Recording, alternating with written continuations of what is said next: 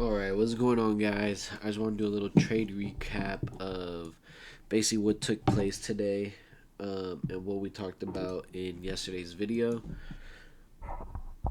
So, just getting into it, let's start first of where we left off yesterday.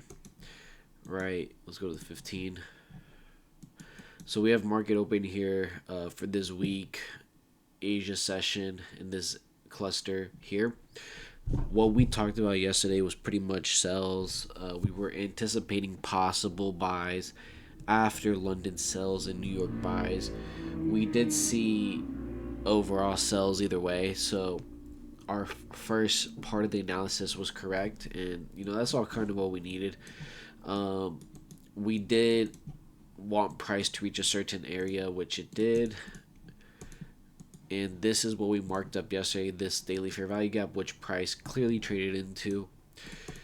We If we pinpoint Asia session here in this area, I'll just mark it down for you guys. This box, this isn't the exact Asia session, so just bear with me. I'm not gonna really go take the time to find actual timing and stuff.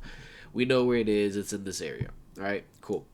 Anyways, what we did here is mark this fair value gap here during London. Price traded away from it, so I actually took sells in this fair value gap here, which lined up with where my entry would have been. We did trade up again one more time, so our entry wasn't as precise. I would still say it was a pretty precise trade regardless, only due to the fact that price was headed in an opposite direction from this wick.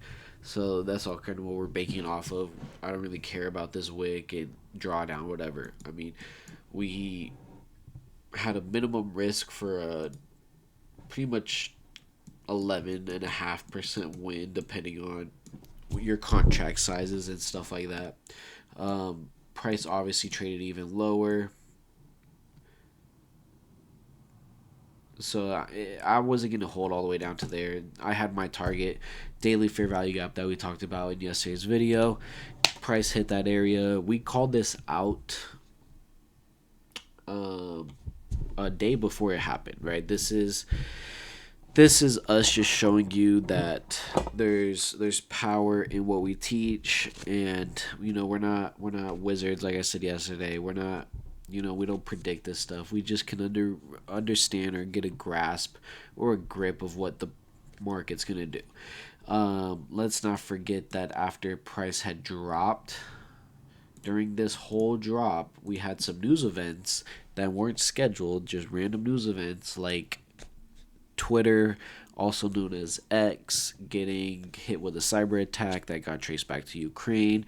A couple of different events that took place today that, with this pair specifically, with it being more based off technology than overall stocks, we can see why price had dropped towards the downside a little bit more aggressively than we anticipated. Sorry, I keep using my space key. Going into tomorrow,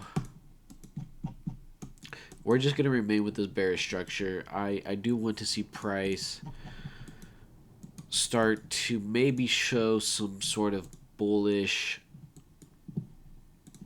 structure from this area. We're at the daily order block right now. Will it? I don't know. I'm going to stick with the bearish structure. If price tends to switch, then we'll obviously update you guys on that. As of right now, if price is moving lower, we're going to catch the sells to go even lower. Could I see bullish structure coming from this area? Of course, definitely can. We already have taken sell side liquidity, a lot of sell side liquidity, so I could definitely see price start to bounce from this area here. Now, do I guess that it's going to happen? It could. Do I know it's going to happen? I don't know. That's for us to figure out as the market starts to develop going into tomorrow, right? And with that being said, I will be dropping our new website in the description. Join our free Telegram. If you're not going to take advantage of the paid stuff, take advantage of the free stuff. All right, I'll see you guys tomorrow.